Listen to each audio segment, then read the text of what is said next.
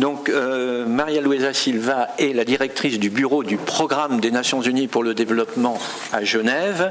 Elle a été représentante résidente, c'est-à-dire représentant les Nations Unies et coordinant les activités des Nations Unies au Pérou.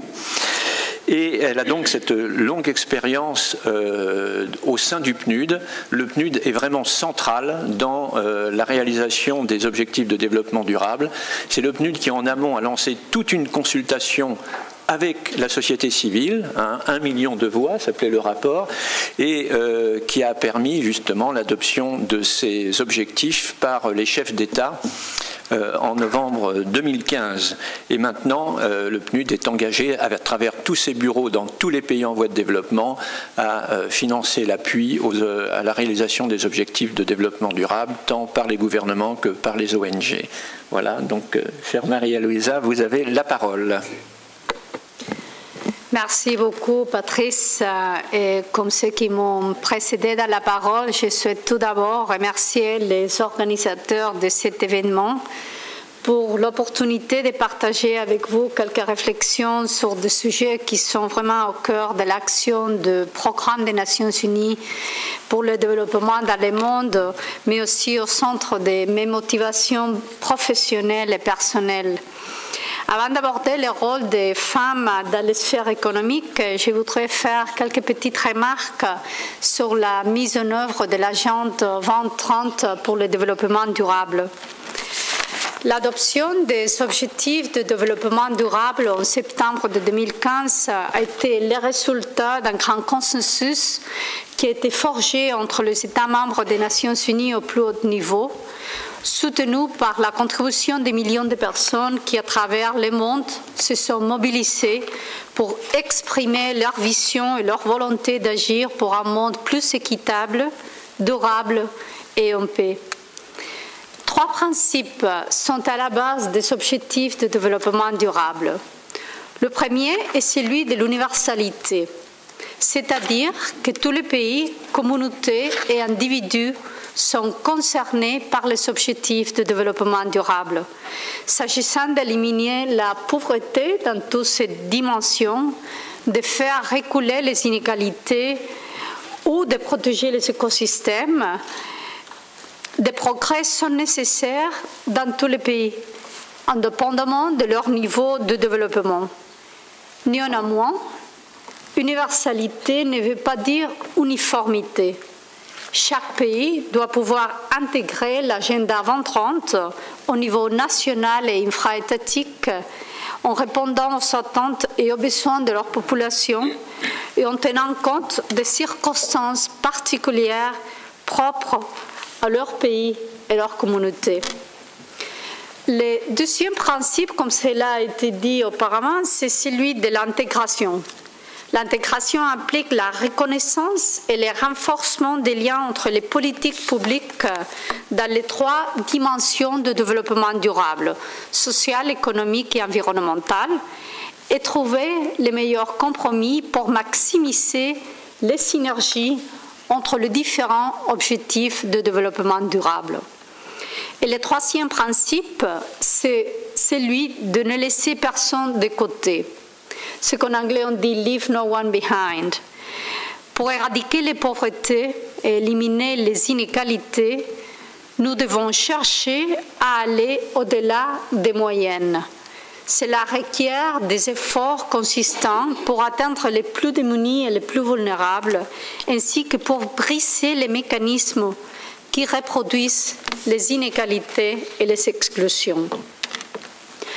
L'agenda 2030 pour le développement durable a donné une nouvelle impulsion à l'égalité et à l'autonomisation des femmes. L'égalité des genres est reconnue en tant que droit humain fondamental et facteur capital dans la réalisation de l'ensemble des 17 objectifs et 169 cibles. Elle est l'objet d'un objectif de développement durable spécifique, l'objectif de développement durable 5, comme cela a été dit, intitulé « Parvenir à l'égalité des sexes et autonomiser toutes les femmes et les filles », mais elle est aussi intégrée de façon transversale dans tous les autres objectifs de développement durable. Les objectifs de développement durable s'attaquent aux facteurs qui véhiculent les inégalités envers les femmes. Ils couvrent par exemple la violence faite aux femmes, les mariages d'enfants et l'excision, l'égalité d'opportunités dans le travail et dans les postes de décision, et les rôles plus importants qui devraient jouer les femmes dans les efforts de la consolidation de la paix et du renforcement de l'État, entre autres. Les objectifs de développement durable soulignent également le besoin de parvenir à l'égalité d'accès aux femmes aux ressources économiques, y compris l'accès égal aux terres et à la propriété. En dépit des progrès importants enregistrés ces dernières années, dans beaucoup de sociétés, ils subissent des écarts majeurs entre la participation des hommes et des femmes dans l'économie. Quelques données en témoignent.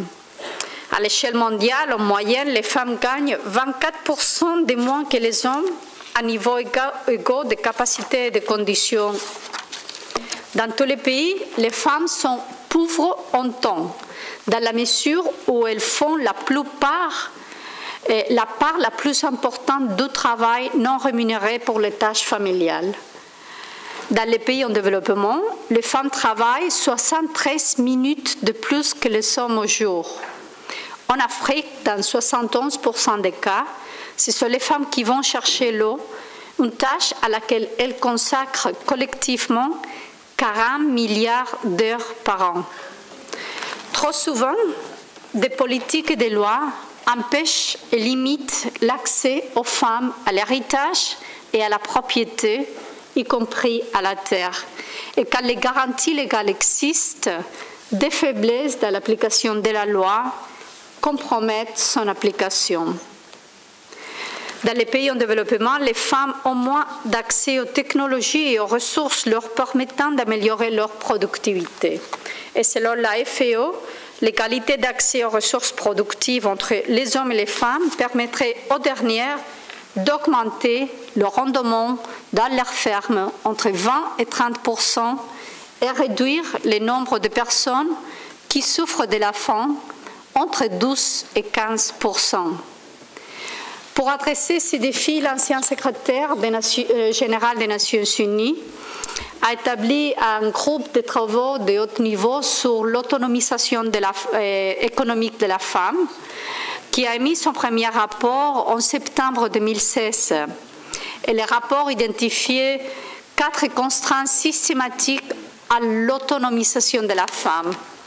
Et ils sont les normes sociales défavorables, les lois discriminatoires et lacunes dans la protection juridique, l'incapacité de reconnaître, réduire et redistribuer le travail non rémunéré et les tâches ménagères, et les disparités entre les sexes dans l'accès aux ressources de l'économie numérique, financière et à la propriété.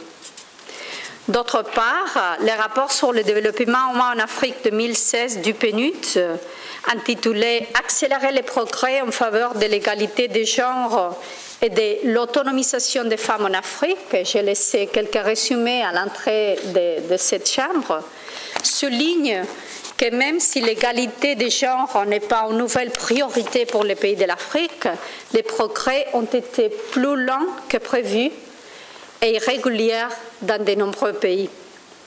Le rapport propose 4 axes susceptibles d'accélérer la réalisation de l'égalité de genre et d'intégrer pleinement cette dimension dans les programmes de développement au sens large des pays africains.